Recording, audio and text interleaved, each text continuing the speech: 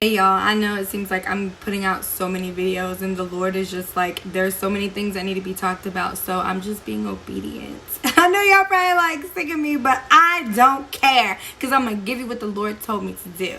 So Matthew 15:14, let them alone, they be blind leaders of the blind, and if the blind lead the blind, both shall fall into a ditch. So if you're following after a teacher who is leading you astray, you're gonna fall with them, because God is going to tear down all these false teachings and all these things that are happening that is leading his people astray. This is like a great little illustration that I have that I got from a sister in Christ, and she was like, yes, you can use it. So anyways, like her kids were like going at it like kids do, and like I guess one of them hit one of them, and then later on, after it was all settled, the one that got hit went back and hit the one who hit him.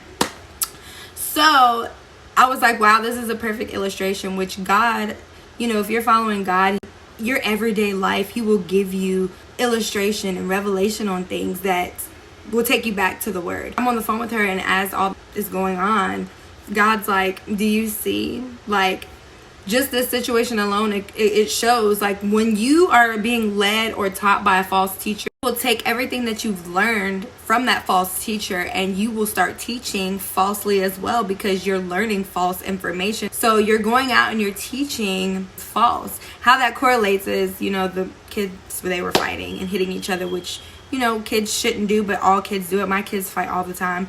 But it correlates because when you see something, mimic it, whether it be good or bad. So you're mimicking a false teacher and you're giving out false information. And we all know that the Bible says teachers will be held at a higher standard. That's why it's very important to be in your word. And if you don't know the word for yourself, get to know the word for yourself. If you don't understand things, ask God to show you and to reveal them to you in a way that you can understand them. A lot of new Christians, they find it very hard to read the KJV version, which, yes, the KJV version is closest to the original text from the Hebrew translation.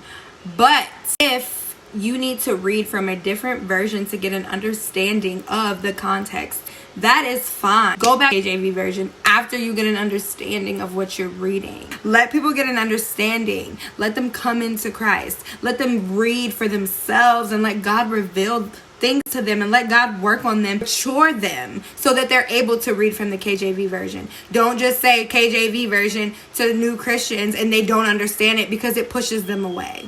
But I'm out, y'all. I love y'all. Bye.